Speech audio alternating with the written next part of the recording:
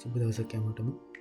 ඉතින් අද අපිට කතා කරන්න තියෙන්නේ ඉන්වොයිස් පේජ් එක කොහොමද ඩිසයින් කරගන්න කියන එක. ඉතින් මේවා දැන් මට පේන්නේ මම දැන් තියෙන ඉන්වොයිස් පේජ් එක ඩිසයින් එක.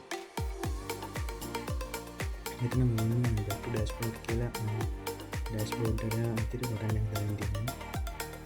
ඒ වගේම මෙතන paint invoice කියලා බටන් එකක් දාන්න තියෙනවා.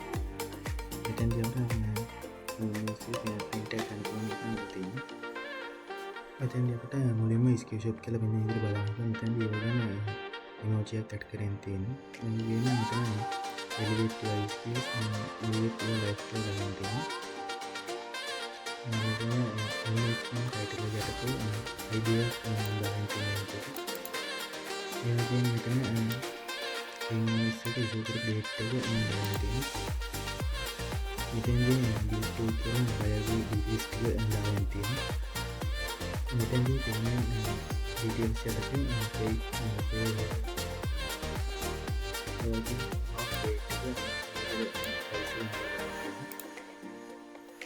මෙතන ටේබල් එකක් දාගෙන තියෙන. එතන cost details free level වගේ price කියලා. මෙතෙන්දී cost title එක දාගෙන තියෙනවා. ඒ වගේම level එක ඒ වගේම price එක. මෙතැන්දී අපි සබ්ටෝටල් එක මේ විදිහට දාන්න තියෙනවා. ඒ වගේම cost එකකින් delivery එකත් මේ විදිහට කරලා තියෙනවා. මෙතනදී total page කියලා මේ දෙකේම අපිට මෙතන thank you for investing in this kind of thing. ඒ වගේම අන්තිමට ටෙක්ස්ට් එක මෙන්න දාන්න තියෙනවා. ඉතින් මම මේ විදිහට තමයි image page එක design කරගෙන තියෙනවා.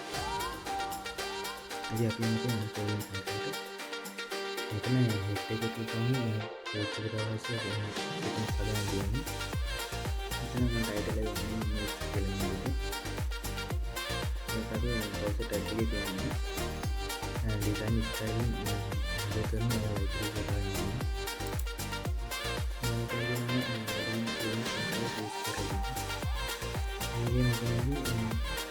ये पेज के लिए फॉर्म अप्लाई करना है. पेज के लिए बैकग्राउंड में लगा देना है. लाइट ये बैकग्राउंड है.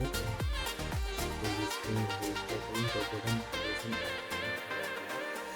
මෙතන මම දැන් තියෙනවා ඉන්වොයිස් එක සෙන්ටර් වෙලා පෙන්වන්න පුළුවන් විදිහට. මෙතන අපේ ඇක්ෂන් බාර් එක දාන්න තියෙනවා. මෙතනදී ඩෑෂ්බෝඩ් පේජ් එකට යන්න කියලා හදලා තියෙනවා. ක්ලික් කරනවා. back to dashboard කියන එක ක්ලික් කරාම බයි dashboard එකට යන්න කියලා මම හදන්න තියෙනවා. මේ වගේ මෙතන array procedure මම දාගෙන තියෙනවා. මෙතනදී back to dashboard කියලා ටෙක්ස්ට් එක දාගෙන තියෙනවා. මෙතනදී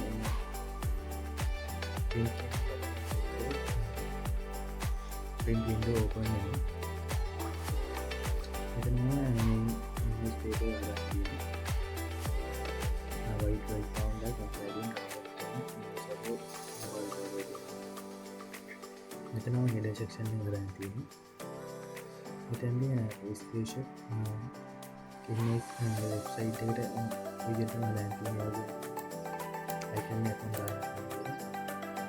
මෙතන image කියලා image number වලින් date එක right side එකට අරගෙන යනවා.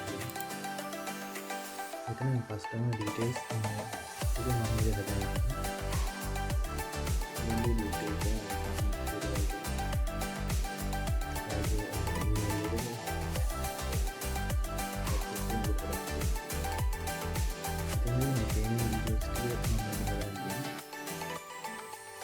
item table එකේ cost details level වගේම price එක නේද බලන්න.